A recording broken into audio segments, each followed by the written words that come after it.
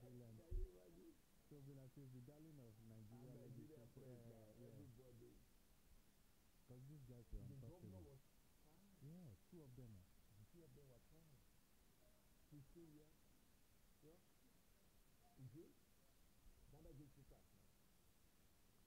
Nee, nee, сейчас, 2 минутку. Я должен, ну, микрофон опять включить. Пускай подожди. Сейчас, минутку.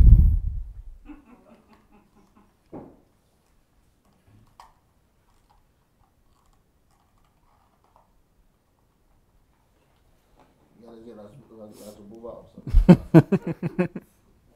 Обувь не будет видно все равно, да? Не там, не там.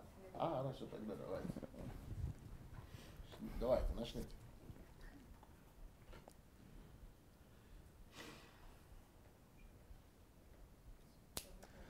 Hello, good evening, good afternoon, good morning to you wherever you may be around the world. This is BAMISAYE Victor, and the platform is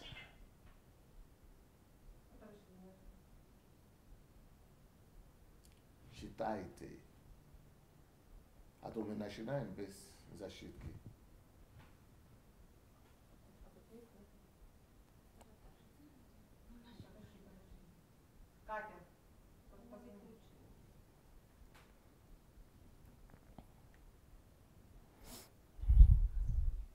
because I was waiting to see notification.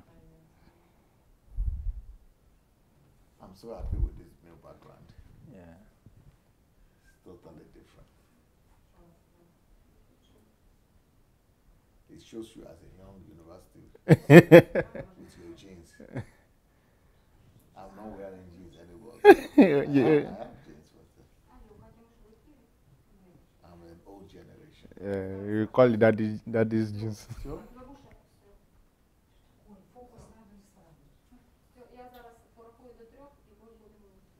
Какой фокус? Вот это фокус? Или тот фокус? Thank you. So считайте до 3.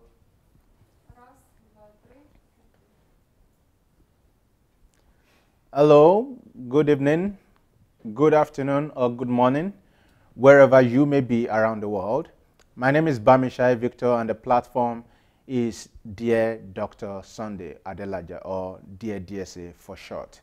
Apologies that we started late. We profusely apologize, and it's because of a few technical maneuvers that we've been trying to do just to be able to serve you better. You know how we do it. We try to upgrade every day, and one step at a time, we are getting to that place of maximum production. Yes, so I welcome every one of you to the platform today, and I hope you will do your best to be very attentive today, to be as engaging as possible, and then to invite your friends and share. You know how we say it on this platform: share, share, share. Thanks to Mayowa. Yeah, and that's coming from Mayowa, Queen Mayowa. I know many of you know her, and She has to brand that. copyright Mayowa. All right, guys. So this is a platform, Dear DSA, where we read some of the letters. DSA gets tons of letters every day, every minute, every hour, and some of them we get the permission from the authors to share them with you. And sometimes even the authors say, please, I want you to be able to share this because of their excitement in writing those letters. So we created a platform to be able to, discuss with you the content of those letters and the impact that this platform and many other works of DSA is creating around the world, and the feedback that that we are getting from those. So Dear DSA is that platform where we discuss these letters and so many more things. You also know there's the Kingdom Fruit, where people tell their full stories. But yeah, we just talk about the letters. Yeah, we do the correspondence here. So let me introduce you to my guest today. The man himself is the owner of the platform, but is my guest on the show. So everyone, meet Dr. Sunday Adelaja. You're welcome on the show, sir. All right. Thank you so much. So I'd like you to say a few words to the viewers. Yep. Well, I would like to say, first of all, welcome every one of you to another DSA, Dear DSA show with Victor BAMISAYE, but this time it is a totally different background because we're in a new studio. We're in a new studio today where, we're doing things a bit more formal. Yeah. That we were doing it a bit more Relaxed. solid. Yeah. It's as relaxed, but a bit more solid than the totally informal position that we had before. But again, I must take responsibility for the delay and apologize that that today's program is coming 30 minutes late. That is the longest we've had. And this is because, we're still getting used to the technicalities and of the technology, the new technology that we just got in our studio here. Yeah, so a lot of apologies right there. We are sorry for coming in behind schedule, but you know what we do? We still qualitatively make the program worthwhile for you. So you can always be sure of our content and what we have to serve you today. So guys, I guess we will get started with the show today. DSA, it's been some weeks now. Yes. It's been some weeks, and it's been a busy. Some busy weeks for you. One would say not as busy as some other weeks, but When is it that I'm not busy? but now I think we're in the weeks of temple cleansing and idol smashing. Oh, yeah, that has been very, very, that topic has been very, very revealing because I want to get to a place where I want the boys to be separated from, the men to be separated from the boys. So that's what this particular series is for. And also, I was taking our people to a place of responsibility. Yes, sir. For them to be able to take responsibility for the world and for the body and for the future. And that is not enough for them just to be blessed or to just be enjoying the fact that they could laugh at other people's failures or mistakes. It's time to face themselves. Yes, sir. You know, the scripture says instructively that unto us a child is born, but unto us a son is given. And in one of your messages, I think it was in Australia, you were talking about the birthing of sons or the making of sons. I'm trying to remember how you captioned it. And you were talking about the gift of sons. And you were talking about how sons really do take responsibility. And we can see that, for example, in the life of Christ, how when he was born as a son, he was a son. But from the point of adolescence, he began to realize his identity fully as he was born as a child. Then he began to realize his identity as a son. And first he went to the temple trying to teach and converse. Then later he was there to whip some people out and say, this is what my father's house was created for. This is what my father's house was meant to be for. And that's the same challenge you are throwing to us in this age. In this age where there are a lot of abuses going on in what is meant to be ordinarily our father's house, where people are taking for themselves the glory that ought to go to God, taking for themselves the resources that are meant to be for the betterment of the lives of the people, taking and depriving the people of the welfare that God has prepared for the soul of his children. And you are challenging us in this generation to take responsibility and be sons of God. Because what son would be that will look at the estate of his father being destroyed? What sort of son would that be? One would say an irresponsible one. But you are challenging us in this age to take up the responsibility, get into those temples, cleanse them, grab those idols like Josiah, and smash them. So, but before we go into today's discussion, I just want to ask, when did you have it enough that you said this has to be said? This in this way particularly. I don't get that particular question. Yeah, my question is, you've been preaching the kingdom message broadly, but you change strategy at a point to say this has to be said in this particular way. Okay. So the question is, when and why did you have it enough that way? Do you have a few examples, or is just what are you referring to? I have to get the full Okay. picture. For instance, consistently for many years, 20 years, because when we go back to watch your videos of the past, we've seen that you've preached the model. This is how things are done, but you necessarily did not come in this confrontational manner. Oh. Yes. Though the message is been consistent, but you necessarily not come in this confrontational manner. So, but for me, I'm thinking that something must have aided you to say, no. Something must be done in a more drastic manner. Because many people who are saying you should change method necessarily do not know that you've done that method before. Yeah, that's smart. You are smarter than the average Joe.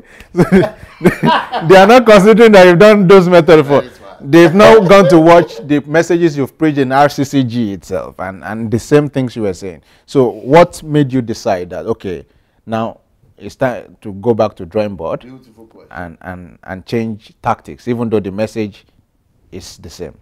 Beautiful question. Beautiful question. And the question, the thing that changed. First of all, I started my live broadcast May 2016. I did it for like a whole year, almost a year. Twice a day. Twice a day. Twice a day, where I was just doing exactly what they're talking about. I was just bringing out the principles. I was bringing out the principles, teaching the principles, and not doing much after that. Just teaching the principles. I was not teaching the principles. I was not teaching the principles. I was just a minute. Zashimti Adelaja etasama show me which this bitmaset minuti dio itotoka sishati zameti la stoneto zvuka. Baita mnada Adelaja tetana ushi. Tidoshna bila zameti tudje stoneto zvuka. So what happened is that exactly what they are saying is a conventional wisdom. Conventional wisdom says that just don't mention name, don't ruffle the nest, and just let everything be the way it is. And I just talk to people the truth and just let everybody decide. That's what I did for 1 year. If people who are talking now should listen to my messages, even just 1 year, the daily broadcast, I was just talking about principles. But I discovered that even people who are coming on the platform that I was talking to change and to tell them that this is what is happening to you. You are the ones that must change. They don't even realize that thing I was talking about is referring to them. They kept on commenting that, yes, things are bad. There are some people who are like this. There are some people who are like that. There are some churches like that. Oh. But thank God for our church. At least we redeemed. We know. At least thank God for Babao. Thank God for Oyedepo. Thank God for Chris Oyakilome. Those are the ones that are, even the most active people on my platform, even the most passionate, the most dedicated. All the things I preached for 1 year, after listening to me for 1 year, they're just thinking that, you are just different. Your own is just a little bit different. They don't know that I was everything they are all standing on. All their own platform. They think they are okay. Mm-hmm. Because I was not mentioning the names, the evidence, the fact, the proof that even the thing they think they believe that is okay. Yeah. That it is error. So that is when I began to discover that, because in the way I was doing it, all those people telling me that just preach, don't mention anything. They are still as gullible as I used to be, that people think. But people don't think, ladies and gentlemen. But I discovered that people don't think. You know the way I still decided that I will not mention names. Even though I know that people don't think now, because the same people that I'm talking to, they are pointing accusing finger at other people. Yeah. I know that they don't think. So what I decided to do that I thought would resolve the problem is that I will teach them on thinking. Because I thought that if I would teach them on analysis and thinking, they will get it. And it helped. The thinking series, those ones who went through it, about 10% of them began to get it that, it's true. So we are in trouble, all of us are in trouble, but only 10%. The 90% of the masses who are on my platform, who are listening to me, even after the thinking series, they still couldn't think. Then I knew that, I didn't know that this is as bad as this. So, logics, I think they don't even have a subject like logics in our schools in Africa. Even abroad, I don't think many people study logics and and analytical thinking and critical thinking. Many people don't have it African descent. They don't. It's like we don't have it as a subject. It's like we have never studied it. So I saw that even after this thinking series, then I said, okay, let me talk about truth. Maybe it will help them so that they will know what is true, what is untruth. Truth and non-truth. Maybe another 5%. Maybe another 5% got it. And you went to your court. Yes, I did all I could just by talking indirect. I saw that if you really want to help these people, they are like children. You've got to show them. See this one. This one is black. Oh, this is one. This one is white. Oh, this is called black. This is called white. And this person is saying white is black. Black is white. Who said it? This is the man who is saying it. When did he say it? Look at him. Ow! See the video. And then you discover the man who is saying that is my pastor. One of the things that happened then, because I was privileged to be here to see the dimension. The metaverse is... DSA came one day. Said, come on, look at what this person is writing. This person is on this platform. Is he not listening to what I'm saying? That's surprise. So. Then after that one, the next one came and you started talking about these things. They still did not get it. You now start analyzing videos. When you start analyzing videos, then you didn't start with some of these big pastors there. You were just showing general what is wrong. You are smart. So some of those guys were saying, smart. That guy is wrong. It's true. It's true. This thing. But the day you mention his pastor, I think this. Let me just give an example of how it happened. Let's say, Apostle Suleiman was the first person to be mentioned. I say, it's Apostle Suleiman. We know him that way. Thank God for Adeboye. Adeboye is not. So my Adeboye is good. Adeboye will never do something like this. So Oyedepo will never do something like this. Orisa will never do something like this. So there Orisa Jafo came. Say no, it's Orisa Jafo. So everybody was seeing the truth until it got to whom they had allegiance to. So you now found out that on the platform, many people did not really have allegiance to the truth because they were not processing the truth. They were not thinking about it, like you said. They didn't get it. So what now opened the mind of many was actually to show those videos as evidences, as proofs. Because now it's not your word. It is theirs. You did not record the video. The videos have been there. And for many who are saying, why are you showing it? But the video was already on internet. How did you get it? It was already on internet and it was in public domain. So many of you want to know why DSA chose this method. There is it. And if you are just coming in, I advise you to share this video so you can go back and watch it again. And then it can serve your friends and in fact, those who may attack themselves as your enemy, and it can serve them and they can be able to use it. So the question was, why did DSA change strategy but not the message? So even though the message has been consistent, but why did he have to change strategy? So to get the answer to that, share this video and go back and watch it again. All right, DSA, so I guess we should move into the letter today. Because we only have 45 minutes left or 40 minutes left. Yeah, probably we will not be able to finish it, but we'll do what we can. Not too long. Yeah. It's just one. All right, so we got a letter from one of the people who have been following DSA for a while. And the good thing is, listen, DSA responds to messages. So you can write him either on Facebook or on his email. The email is pastor@godembassy. God Embassy. Not God's. Yeah, God Embassy. God Embassy. .org, right?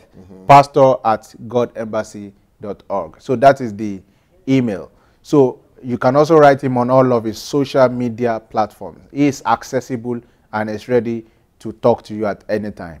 All right, so one of the people who have used that platform, and a lot of correspondence has been going on, and we have this letter from this person, is what we are going to be looking at today. So I'm going to start reading the letter, sir. Yes, please. All right. So the author said, "Hello, DSA.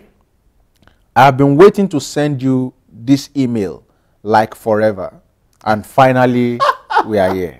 Or here we are." And person put a smiley, a laughing, a smiling smiley. Yeah. So I guess this person has been waiting to send you the message. All right. So the the letter continues. "First things first.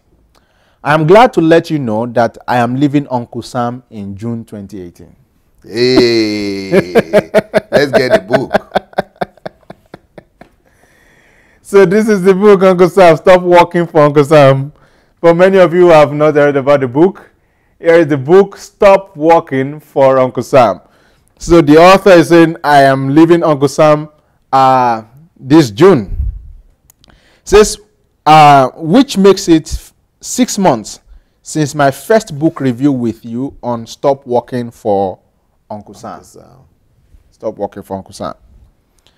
It says, I have finally handed in my resignation letter. What a relief. I feel free like a bird. It's like I have escaped from a slavery camp. I'm out of breath. Give me a minute to shout hallelujah.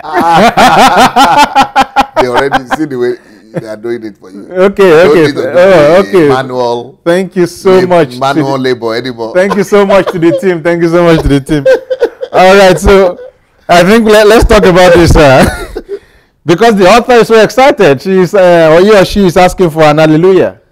I think we are shouting.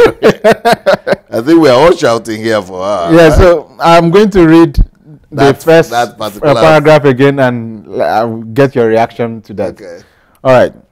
Hello, DSA. I've been waiting to send you this email like forever, and finally, here we are.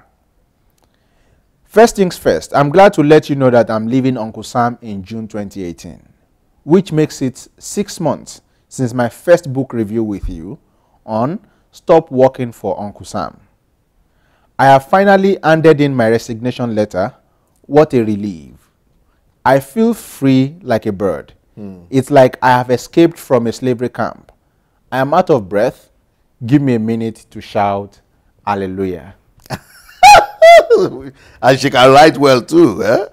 Oh, is this a lady? Writing well. She's a lady. She's okay. A lady. Wow. First of all, I think that everybody should have that dream of getting set free from Uncle Sam. But not just getting set free from Uncle Sam. Everybody should put it as a target. And the purpose why you want to get set free from Uncle Sam is because you want to step into your own promised land. You want to go to where God needs you and where God wants you and where God is calling you to come and serve Him. You want to begin to fulfill your mission in life and begin to fulfill your own calling instead of working for another man's calling. So that is what this lady got right. And she said she put herself a target. You know, we did a Kingdom Food for her. She went through the teachings on finances and the laws of money. Then she started reading all the financial books, and she got her destiny. She also listened to How to Discover Your Calling and Purpose series. She finished that. Then the financial series, she came up with a plan of how she would set herself free from working for Uncle Sam in 6 months. And 6 months later, that's what she's testifying about. That she's finally resigned. She got a relief. She feels like a bird. And, you know, if you have ever lived in the West, even back in Africa too, but especially those people in the West who have worked for Uncle Sam, what this lady is talking about is not just a statement that I feel like a bird. That is a serious statement. That is a truthful statement. That's a big fan. Can you imagine you not being able to? Can you imagine how many people would like to be in Ukraine right now? Like Mayowa and Julie did. And most people cannot do it. Not just because of family and children, but mostly because of Uncle Sam. Can you imagine how many people would like to come for the HMT that is starting next week?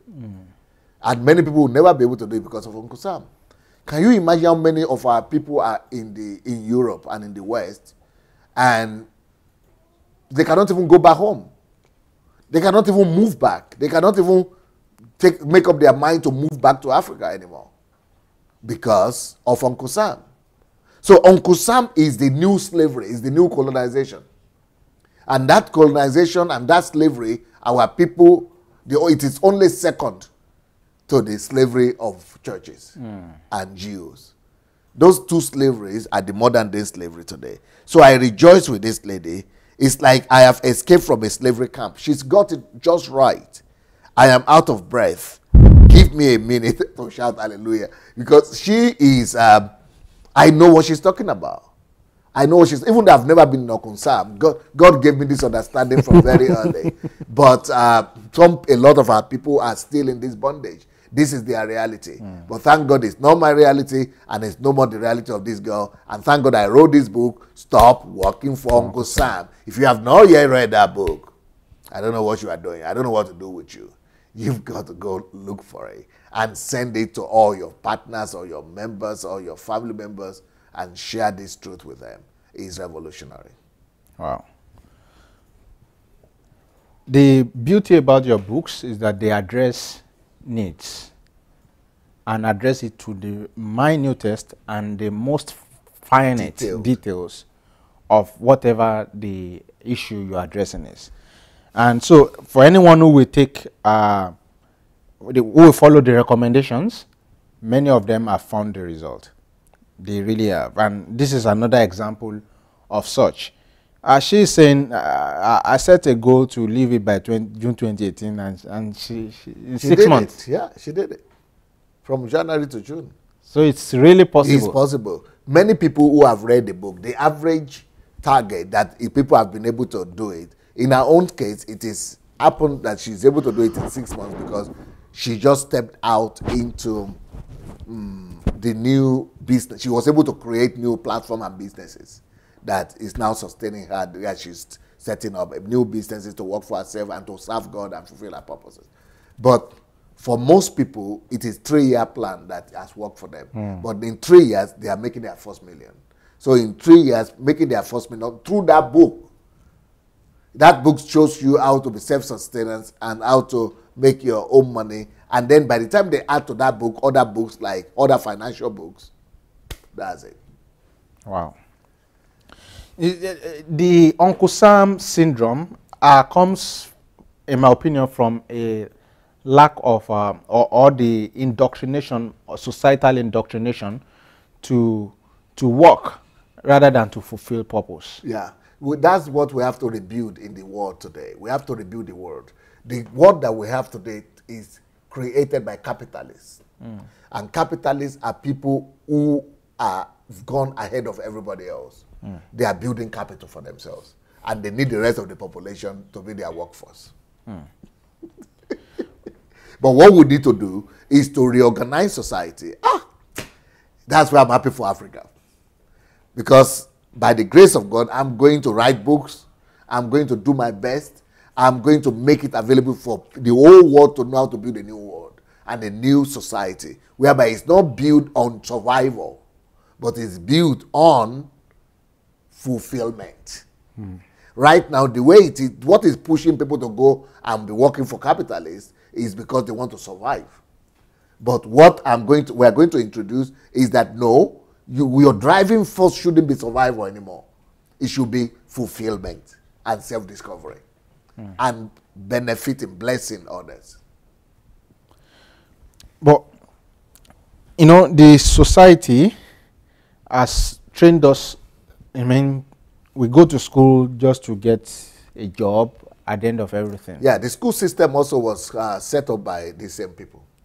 It was also set up by capitalists. The people who had money, they were the people who invested in school, who built the system. The whole system, educational system, is built in such a way that people will be, you know, the whole structure is set up in such a way that people will be raised up to fill in their factories, to come and service their projects.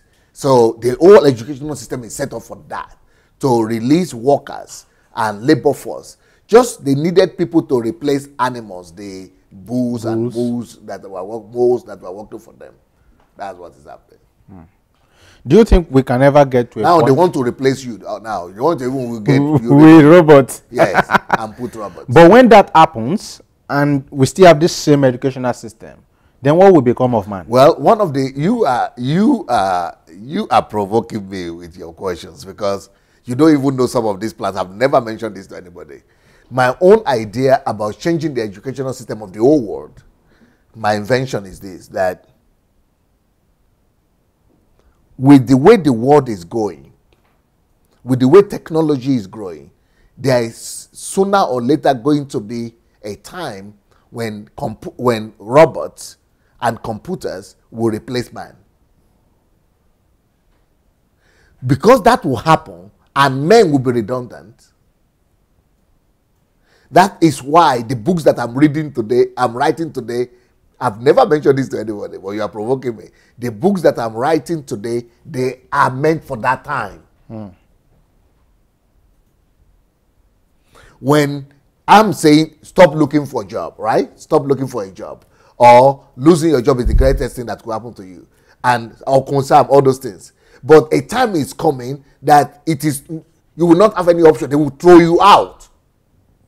When that happens, the only solution for the whole world will be that what we would do with all these people who are unemployed. The whole world is unemployed. What will we do with them? The only solution then will be to go back to God's original purpose for work, which is self-discovery. You are now working not to make money, but to become who you are supposed to become, to realize yourself, to create, to bring about creativity, product. So it is not because nobody wants to employ you anymore, but you are not even created for employment, but for creativity. That is when they will now, everybody will begin to look for, so how do we now discover who I am, who am I, why should I discover myself, the hidden potential in me, the hidden energy, how do I now bring it out? That is when the time will come, when everybody will now begin to say, how do I now function?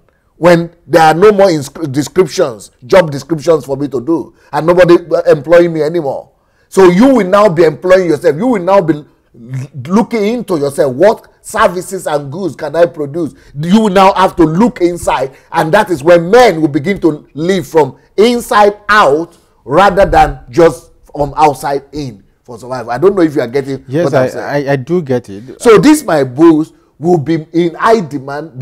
This is how I'm planning to change the educational system. But before then, if instead of waiting for the whole thing to force them, to force the whole world to move in that way, why don't we go before and go ahead by already changing the educational system into training people to discover themselves in primary, secondary school. Then they go to university to develop the skill that they have discovered that they're supposed to do. And then when they come out, they are just releasing what they have discovered about themselves. So that is what the whole educational system that I envision is supposed to be. But before then, I think this needs to start now. Because if it does not, there's going to be a gap. Some sort of inertia between are losing those jobs, and that gap is going to be a gap of the feeling of uselessness, of why am I here? I'm not needed. What I've been trained for all my life is now being done by computer. So what is the whole essence? So there's going to be a lot of suicide. The suicide rate will increase. Sense of unfulfillment is going to increase. Depression is going to be on the rise like never before. And it's of course already happening now. So how do you want to help us bridge this gap? That's why you look at all my topics. When you look at all my topics, you will discover that, this man has seen, he has gone ahead of other men. He has seen what men have not seen. For example, look at this book. I'm a person. Am I a personality? At a time like that, these are the things people will be attracted to. Look at some books like this. No one is better than you. At a time like that, these are the things people will go to. When people begin to lay them out from their jobs, look at something like this. Stop blaming what you lack. You will not need to blame your job or people, your boss, who like you. Or why losing your job? Why losing your job is the best thing that could happen to you. And innovation, that's what you are supposed to do. And raising the next generation. They didn't give them, nobody gave them an employment. They never look for a job. And your greatness is proportional to your trials, crises, and tribulations. So those crises will lead them to, now you are getting to my mind, the way my mind works. You know, you know this already, that Pastor Sunday will just keep quiet until someone asks a question. But one more question before we go. Why is it that the human predilection, we have an inclination to look and wait for curative measures instead of preventive ones? Because, like Henry Ford said, thinking is the biggest challenge for man. Most men think that thinking is their to think for a lot of people is the biggest work. It's so hard. People cannot think ahead. Thinking even at the present is a problem. Talk less of thinking ahead. But, there are always the remnant that will always think ahead. That is why you have somebody planning to write 1,000 books. Because I'm seeing things that will be needed when I'm no more here. Because I'm looking at the population like Nigeria. Because if Nigeria wants people are going to be running to Nigeria soon. Make you leave up. If I will be able to go and do what I plan for Nigeria, if by the grace of God, God will answer our prayers and will open the Nigerian door for me and release me and do what I plan, all the things I have in place, people will be exchanging their US passport. The people will be exchanging their British passport to come to Nigeria. But that one will happen. My own problem now is the population that is there. Yes. That probably don't even have any idea what you're talking about now. Yes. Because to want to catch up with the developed nations, yes, of course there has to be an influx of a lot of these softwares and computers and everything. Yes. And this thing will necessarily replace people who don't even understand what you're talking about now. Yes. So how do you rehabilitate them? Already knowing that they are at a disadvantage already. Wow. So we have a people at disadvantage, a society at disadvantage, a nation at disadvantage. But to raise the nation, the infrastructure, the networks is possible through computer and machines. But the people, the anthropology, how they already at disadvantage. They are not. How do you get them to speed? There was a time that I told somebody that the best thing that would have happened to Nigeria is to let Buhari remain. But Nigerians don't want to listen to that now. Nigerians don't want to listen to that because they don't know that it is in the second time it will really perform. It is now they have just figured out what to do. Now they have to let him be. But because Nigerians are too emotional and too sentimental, they are not interested in that. I am praying that God will give Nigerians what they want. So God should allow people like Showore to win. Or another person, anyone they want, let them choose. That one will also waste another 4 years to even figure out what is happening in the country. And will be stagnant or regressive. But those things are necessary for me. All those things are preparation. It's not selfish, it's not because of you, but it is preparation for the country to get more desperate, for them to be able to listen that somebody has an answer. Right now, until it gets bad, it needs to get bad. It needs to get even worse before it could get better. So people will only listen when there's the pain is unbearable. But by the time Nigerians begin to listen because of desperation, we will be now feeding them with these resources. We will now be feeding them with the truth. We will now be feeding them because they are so desperate they will have nowhere to go to. Then that is how we are going to create a new generation of people that will be able to be built on value system rather than on just economic survival. You know, a man said we are made for more than just to make a living. But even in Nigeria, we are not even up onto the level of making a living. We are still chasing that one. So to start thinking of more. But well, I think this person, well, I don't know. I'll be able to deduce that much later. But Uncle Sam is more predominant in the West than in developing countries. Yeah, which is a good thing, because then at least, because it is better to throw down or to destroy what has been built, and what has been built in the West is too solidly on ground. That's why they don't want to, even though they might understand some of this thing, but it's too difficult to reconstruct and to start out afresh. But in our place, where we don't even have anything, is an advantage. We want to build a new Nigeria, believe me, my brother.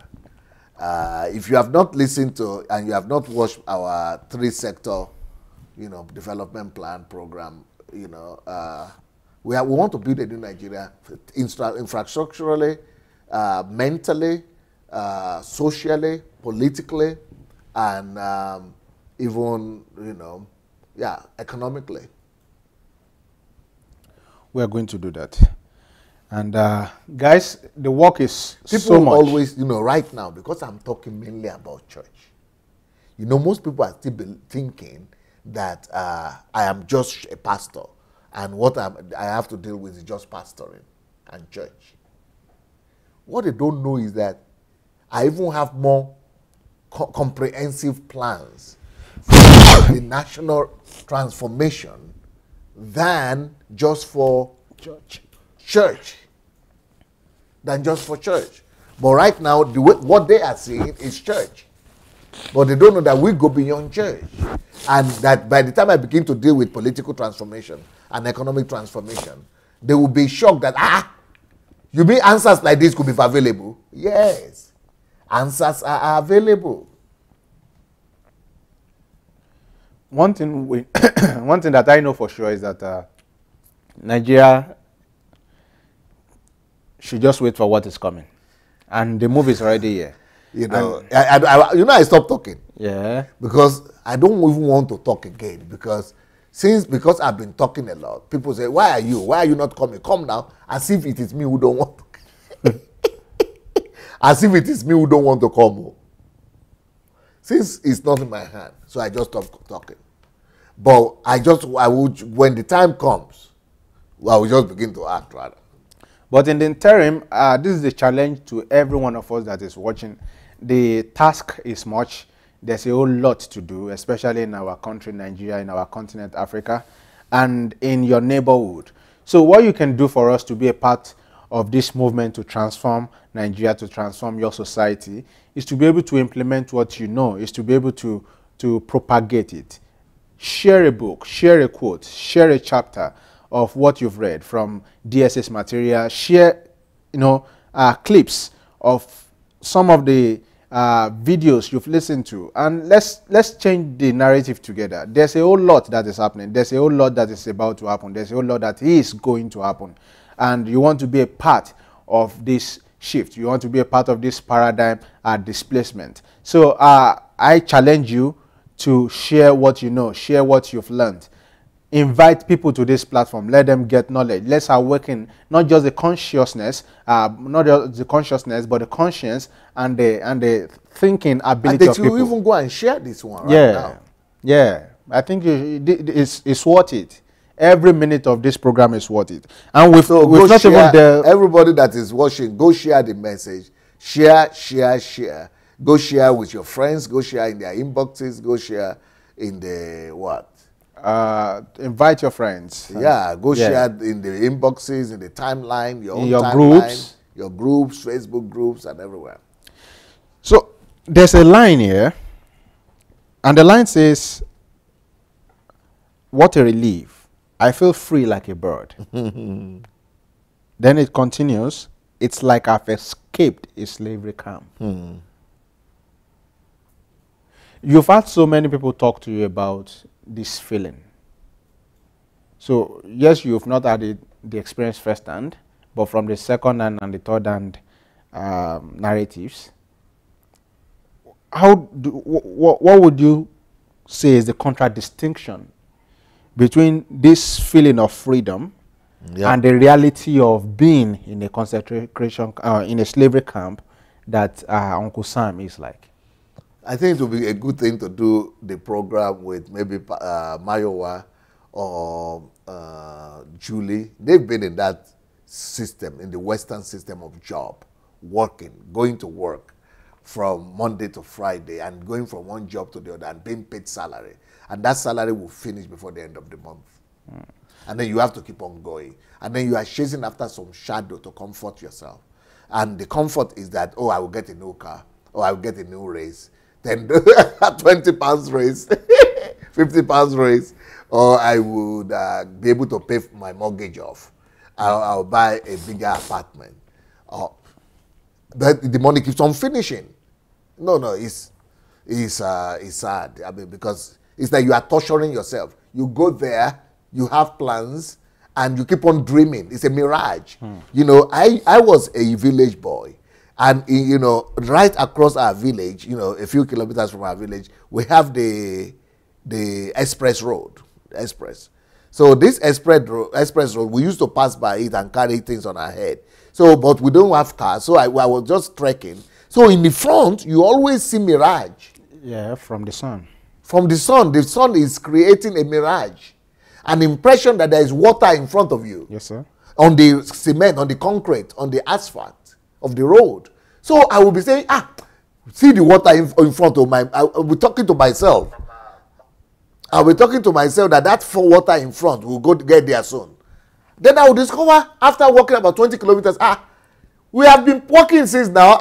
This water, where is it? Where is it? It's in front. It's again in front. It has moved. So this water is moving. I thought it is the cars that are passing that are making it to move. Then when they put me in car one day, I saw that it's also moving. I didn't know what that thing was called. But I would really believe as a child that I will get to that water. That is what is happening to all the people working in the West. It's called carrot and stick. Yes, sir. So the carrot is dangled in front of the horse. So it keeps trying to... Carrot and stick, I would say, is too harsh for this. Because carrot and stick is like the reward is there, but you are being punished. You know, the stick is for punishment, the carrot is for reward. But mirage is illusion altogether. But if this person says a slavery camp, is it not that the Uncle Sam system is a punishment in itself? Well, yeah, but most people will probably, I think you are right. Because it's an indirect punishment because you work for $100 and you get $1. Because I have also had to be in the Uncle Sam system. So I know what it feels like. It is punishment. Yeah, and in fact, I'm sending out an invitation to... So dangling the carrot in front of the horse. So it keeps moving, trying to get the carrot. But it's something that is never going to attain. What does the stick do? The stick is bit to move. Keep on moving. Keep on moving. So if you don't come to work, it's either you're going to be punished. Your salary will be reduced. There's going to be some sort of punishment. You may even lose the job. And because of that stick. Yeah. So you keep on moving. You keep on moving. Okay. So you either move because of the carrot or you move because of the stick. I never saw that in that way. Yeah. I always use the carrot and the stick as reward and punishment system. So that's why I didn't see it as Uncle Sam so much. Yeah. So it's true. If you miss a day, let's say to even attend to your child, nobody cares what goes on around your life. You just must be on that job at that time. Wow. No mercy. No mercy. So I'm sending an invitation to Mayowa to join us next time, so we can hear some of our perspective, because we are still just in the first line of this letter, and I think it's been. We will not finish. No, because we are just we have gone so much, but it will be good to hear some perspective from Mayowa. I think she's been able to see it in a 3-dimensional way. Because she was here in 3D. Yeah, she was here. She was in the corporate system called Uncle Sam. She was here, and then she chose to travel the world, and so she's seen different dimensions of that. So it will be really good to hear her perspective on this next time. So I hope the team will be able to remind us and help us send invitation to Mayowa, Queen Mayowa, to join us the next time. It will really be nice to have her around. So saying I've escaped from a slavery camp. So such a job makes you feel like a slave. And what being a slave means is having your identity stolen from you. Because now you are no longer yourself. You are no longer you. Everything that makes you man has been taken away.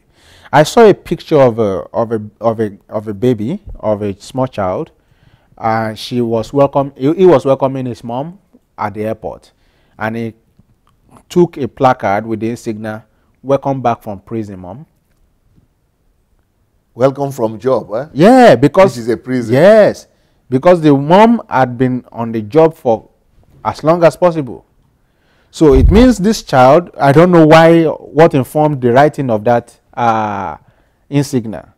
Wow. But it passed a whole lot of message. It steals you even away from your children, steals you away from your family and the things that matter the most. Job. Uncle Sam. No. For example, can you imagine that when I heard, Bless you. the first time I heard that, actually I was in London, I was in England. One time I was preaching in some churches, in a black church, in a Nigerian church. Then I discovered that in this church, there were people coming from the prison, Nigerians, and the guy came from prison and was telling me that I've been in this.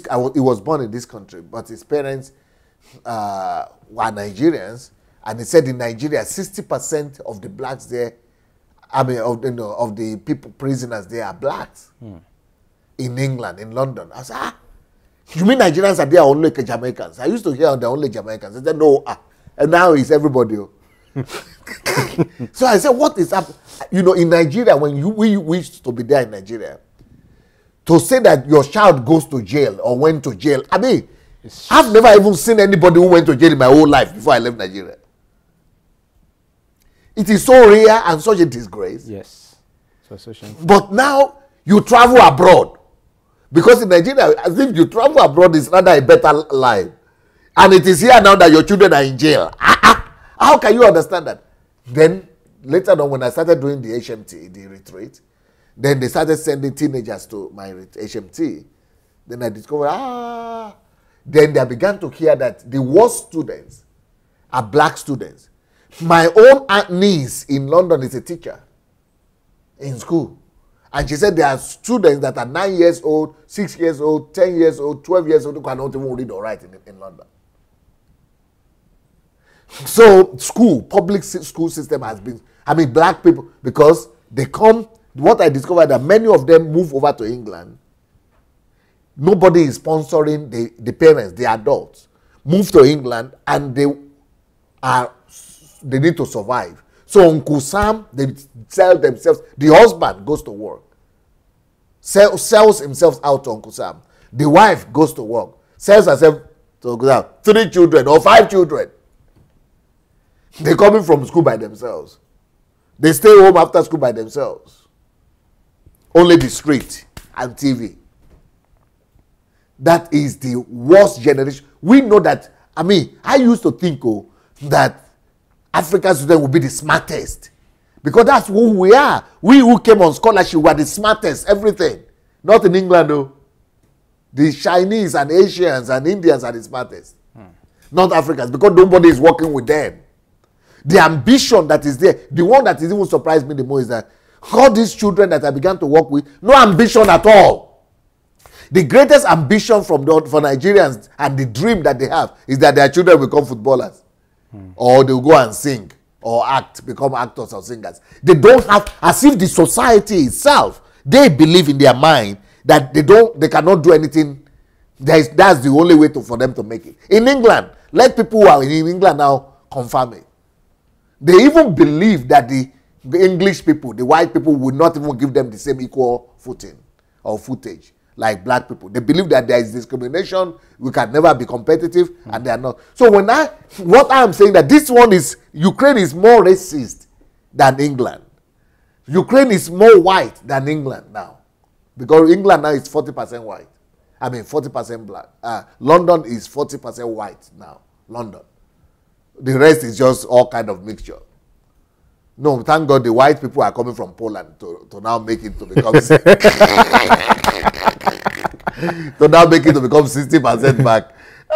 Otherwise, they are now minority in London. So it's not like here. So I said you can make it, everybody. But I don't know, but because of that survival, just to make it and make minimum money, can you imagine that you have, how many Nigerians in England? You have, maybe 2 million or so Nigerians there.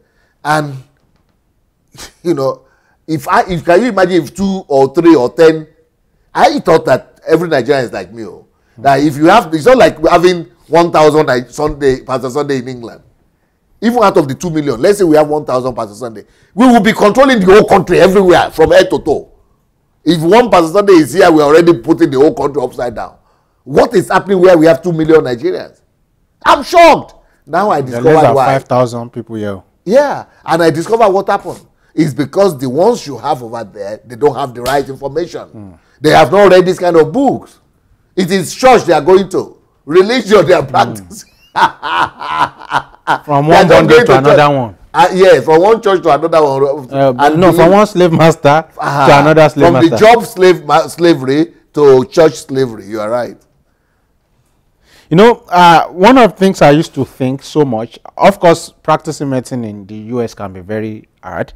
But by the time I was trying to sample opinions, I discovered that why it seems so hard is because Nigerian doctors who go there are the ones we get information from.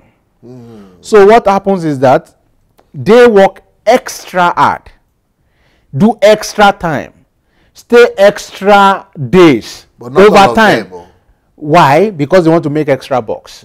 Why their white colleagues, they just do the job minimum and spend good time with their family. So when you're speaking with a white doctor, what do you mean? He doesn't know what you mean by it's hard or something.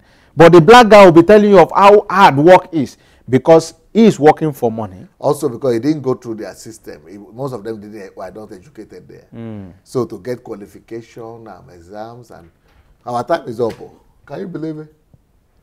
Because we started late, 30 minutes late today. So we have only 1 hour program. Yeah, but it was really it's like 5 minutes program. It was really interesting. And to hear, to get all of those thoughts from you. The thoughts you shared, especially about... okay, because you are the one who pulled it out. It's the first time about the educational system. Yeah, educational system. Not even, I don't even talk about education. People think I don't have plans for it. But a lot of plans for many different things that I don't even have time to talk about everything. Yeah. So, guys, it's been a very good time. And next week, in 2 weeks, we'll be back and we will have Mayowa with us to share perspective. No, why should you go and commit somebody without talking to her first? Oh, are you a Nigerian? It is in Nigeria that I will be sitting down, somebody will call and say, hi, Pastor, take it, it's my wife. What's wrong with your wife? She's calling, she's on the line. She wants to talk to you. I say, what kind of abuse is that? You are raping me? Yeah. Because you didn't even ask for my permission. How can you just take decision for me that, what about me? Do I want to talk? Am I free to talk? Yeah. What is your right? You are abusive. Yeah. So are you still a Nigerian like that? What are you doing? I'm very sorry for that. I apologize to Mayowa. Especially Mayowa, she's a woman. Now she's going to be thinking that it is because you are a man. Yeah. No. He's going to be thinking that that is how people behave towards women. Wow. They just take decisions for them. Wow. Because that is what people do in Africa too. I am so sorry for that. I tender my unreserved apologies. So we will be talking to Maiwa in the course of the week to find out our availability or otherwise for the next program. First of all, you have to welcome, tell us, or we have to find a program where we have to agree that Maiwa is back in Ukraine. We have to announce it. We have to have agreed people. Maybe tonight, maybe next time. All right. But we have to first of all make people know that, because people are still thinking that Maiwa is somewhere else. Okay, so we'll be making she'll be making a grad entry in very soon. So you guys should wait for the return of back to the house of Queen Maiwa. And in the course of the week, we'll be discussing with her and see the possibility of having her on the show. So, guys, it's been a pleasure talking to you today. It's been a pleasure having the discussion. Thank you so much, Dr. Sunday, for the insights. And of course, with Maiwa coming back, it's going to be a new experience in Kyiv all over again. Yes. I'm glad. I'm very sure she would relish to share. I'm relishing. I'm relishing just our presence. To share. And I think that our people also will relish coming back and our presence. Yes, it's been a long time without that. A long break, but for to get the girls back, if maybe Julie also will come, if she comes also, and it's just making us with the new studio. Yeah. What do you think? You're not giving credit to my team. No, what do you say about the studio? I think they are doing an awesome job, and we have a whole new taste. It's like a fresh wine. It's like a fresh wine. No, what does it look like watching from home and things? Yeah, watching from home, you could see it's brighter, and it's brighter and looks very, very, very professional. And the fact that we're able to change angles and give new perspective, it shows, it brings you closer to the audience. Yeah, so that's exactly what it looks like. But in fact, a lot of people watch videos on the basis of the quality of the video, even before hearing what is being said. And so yes, it invites more people in. So I think the team is doing a good job with this upgrade, and it's coming at some price. And it's coming at some price. So those are very expensive studio gadgets. Yeah. So, but it's a good one, and I mean, I've been watching as a viewer at home for I think this is the first or second week going now. Yeah, second week going. So it's a new improvement, and we hope to have more. We hope to have more. We have to just learn the skills first. But the thing which is you don't rest on your horse. I don't stay in one place. I'm sure in the coming months we are going to have more upgrades. Yes. All right, guys. So I think we should call it a night today, so we can let you rest before you smash more idols. Cleanse the temple. In 20 minutes time, we are coming to cleanse the temple and smash the idols. Yes. All right, guys. So see you guys next time, and we look forward to having a fuller house program next time. Yeah. All right. This is maybe we have to, if you check in your schedule, maybe we can do it on next Thursday instead of 2 weeks. Okay, well, I will consult with the team and see the possibility of that. Yeah. Okay. All right, guys, this is Dear DSA, and my name is BAMISAYE Victor, and I've been speaking with the man himself, Dr. Sunday Adelaja, and we hope to see you guys next time. Please don't forget to share and invite your friends and be an active participant on this platform. We love you, and we can't wait to have you back. See you guys in some few minutes. Peace.